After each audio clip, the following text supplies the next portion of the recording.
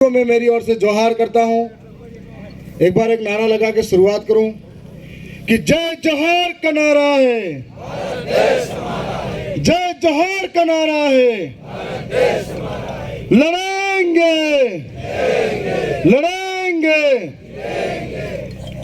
साथियों, आज आरक्षण महारैली की बात हो रही है। इस आरक्षण महारैली के अंदर हम लोग जो बारी बारी से अपने वक्ता आए थे, वक्तव्य दे रहे थे। 5वीं अनुसूची 244 से 1 इस सब के बारे में जानकारी दी जा रही थी। आरक्षण का मतलब हम हमारा हक मांग रहे हैं। हक हमारा सिर्फ नौकरी में आरक्षण की बात नहीं कर रहे हैं, जमीन के अंदर भी आरक्षण की बात कर रहे हैं, पानी के अंदर भी आरक्षण की बात कर रहे हैं।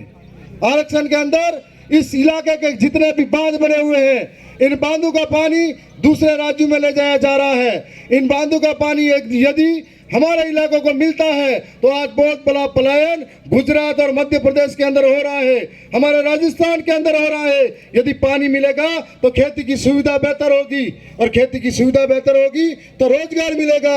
एक आरक्षण इसकी भी बात हो रही है, आरक्षण की बात हो रही है। तो इस एरिया के अंदर, टीएसपी एरिया के अंदर, राज्य प्रशासनिक सेवाओं के अंदर हमारे को 12% आरक्षण मिला हुआ है, जिसके अंदर 6.5% जनसंख्या इस ट्राइबल बेल्ट की है। और हमको इसमें पृथक आरक्षण नहीं मिला हुआ है, जिसकी बदौलत यहाँ बैठे तमाम जो बेरोजगार युवा हैं उनके अधिकारों पर चोट होती है। और हर बार आरएस भर्ती के अंदर, चाहे वो 5 बार लगातार की आरएस भर्ती के अंदर हमारे साथ सबसे बड़ा कुटाराघात हुआ। और हम लोगों का एक एक व्यक्ति आज तक सिलेक्ट हुआ। यदि आरक्षण के हिसाब से होता, हम लोगों की नौकरियां कोई और नहीं खाता, तो हमारे 100 लोग कलेक्टर बनते, डीएम बनते, एसडीएम बनते, थानेदार बनते, तहसीलदार बनते। तो इसकी पैरवी नहीं हो पाई। और साथ ही आज नौजवानों के साथ में सबसे बड़ी मांग है, यहाँ से जितनी भी भर्ती होती है, हम लोग आर्थिक रूप से कमजोर हैं, इतने सक्षम नहीं है कि जो अमीरों के बच्चे हैं उनसे मुकाबला कर पाए। हमारे सामने सुबह उठ के घर का काम संभालते हैं, फिर तैयारी करते हैं, स्कूल जाते हैं, और कंपटीशन के अंदर हम लोग इतने मुकाबला बड़े लोगों से नहीं कर पाते हैं। तब हमारे सामने क्राइटेरिया लगा दिया जाता है कि इस भर्ती के अंदर 35% आरक्षण का प्रावधान होगा।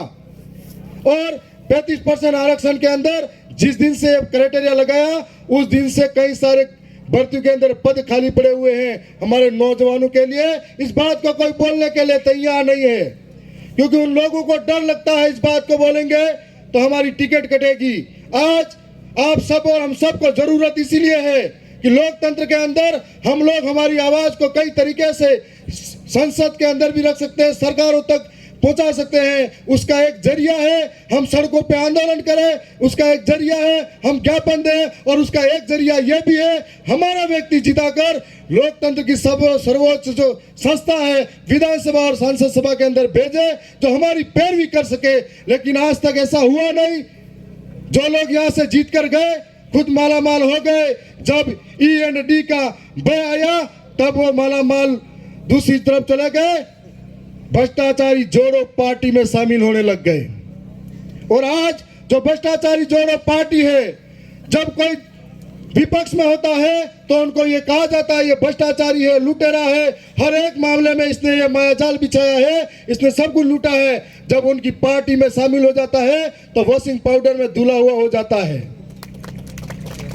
इसलिए ये लोकतंत्र है, इसमें हम जैसे नौजवानों की जिम्मेदारी है कि हमको ये बात समझनी पड़ेगी। इस राजस्थान के अंदर, दक्षिणी राजस्थान के अंदर कांग्रेस की सरकार में 2 लोग मंत्री रहे थे, और इन मंत्रियों के रहते हुए हजारों करोड़ों का घोटाला हुआ।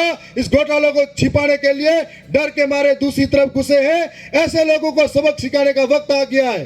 ये हमारा पैसा था, हमारी जनता का था, जिसके माध्यम से हमारे साथ ये सब कुछ हुआ है।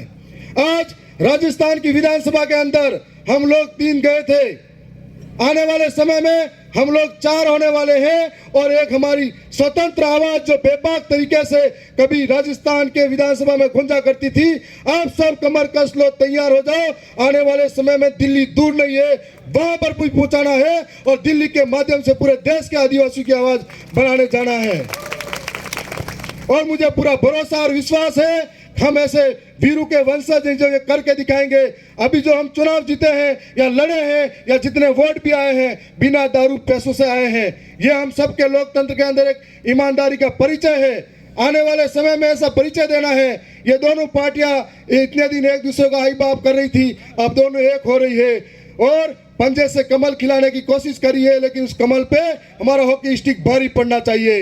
ये काम हम सबको करना है। पुनः आप सबका धन्यवाद, जोहार करता हूं।